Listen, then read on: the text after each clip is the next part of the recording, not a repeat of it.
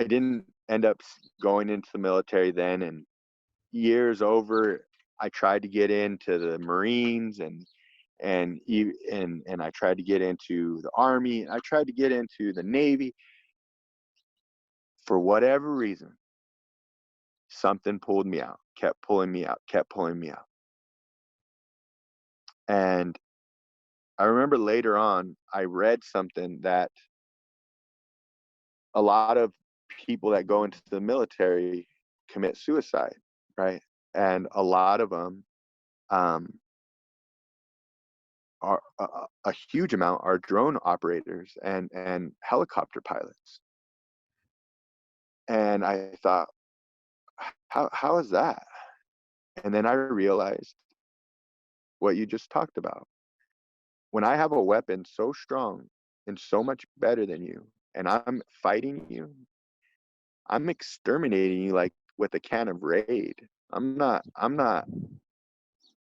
fighting. This isn't an honorable war. Mm. And I imagine that starts to eat at people, because it started to eat at me thinking about how I would have felt. It's not necessarily that you are the greatest swordsman of all time. You just had a sword that Mm. was greater than anybody else had on the other side. Right. And so a little bit of the honorability of the warrior, I think, changes in that type of war, because it's life or death now. You know what I mean? And it's always been life or death, but it was different. We had similar weapons, and I think that kind of frames my mentality in that regard. But I think I'm not a soldier.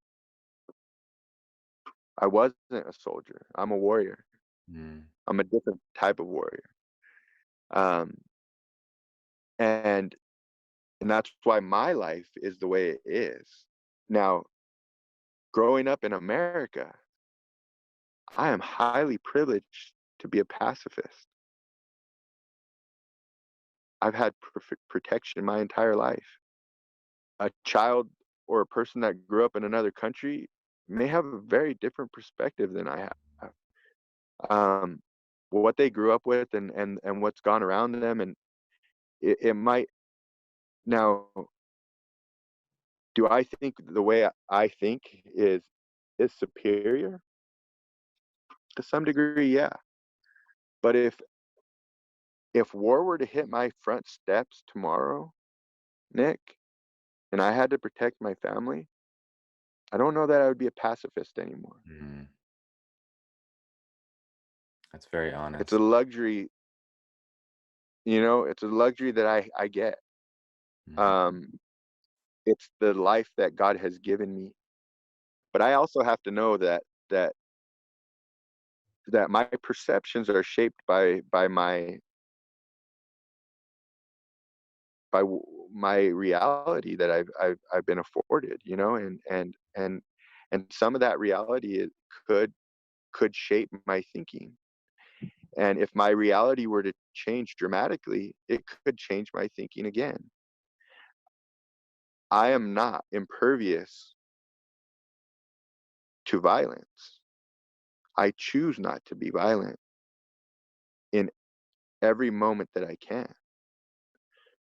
I I choose to let up when I can hurt somebody.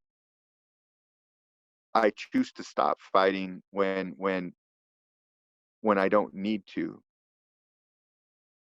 And violence at the war level, Nick, I don't even know if I know what that is. I have an uncle that picked up dead bodies in Vietnam, explosions. That was his job. He picked up scattered bodies. I have another uncle that was like an assassin in Vietnam, and would go in by himself and assassinate somebody and bring back a body part to show what has happened, and prove that person's dead. I don't want to pass judgment on the soldier Right. and say it's it's wrong for what you're doing. When at the same time, I live in I live in a paradise because of of our soldier society that we created. Right.